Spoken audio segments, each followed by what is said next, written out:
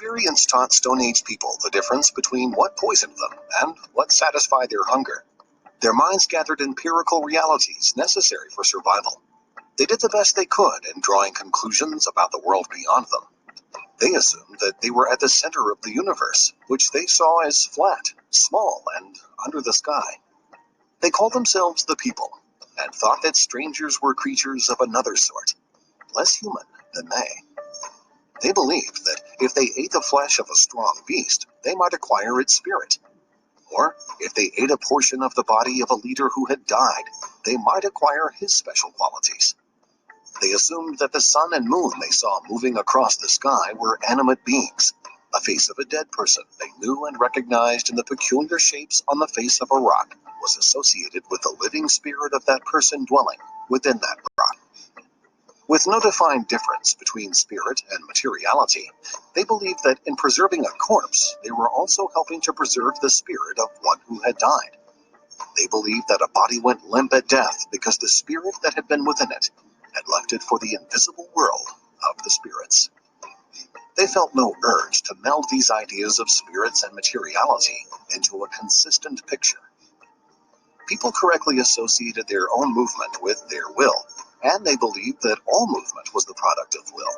They saw insects as moving by will. They assumed that plants grew because of a will within. They saw the sun, moon, and stars as closer than they really were, and as moving by will. For Stone Age people, will was spirit, and they saw the world as filled with many spirits, or, to use another word, gods. They saw gods within everything that moved. There was a god within the wind and another god within the rivers. A god in the ocean made the waters rush to the beach and then retreat. The sun was a god. They saw their reflection in water and believed that what they were seeing was their spirit. People attributed much that happened to the spirits and to magic. Lightning, thunder, rain, the tides, procreation, and fire were all magic.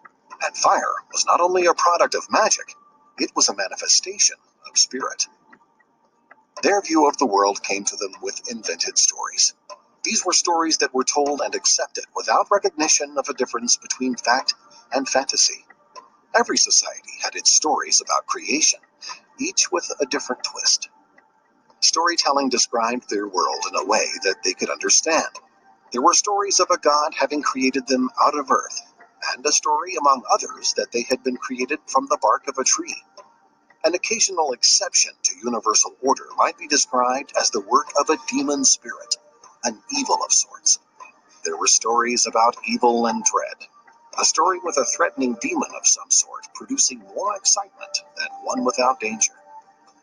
People believed that if the gods could perform magic, so too could they. The earliest form of religious ritual was an attempt at magic through imitation, such as painting a face on the belly of a pregnant woman in hope that the magic of the drawing would encourage birth. Hunter-gatherers were trying to get by rather than to change their world. They tended to believe the world would always be as the gods had made it. They had no sense of social progress or image of humanity's capabilities beyond their abilities.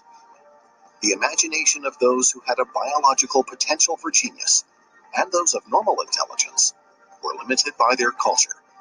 Had it been otherwise, modern society would have appeared much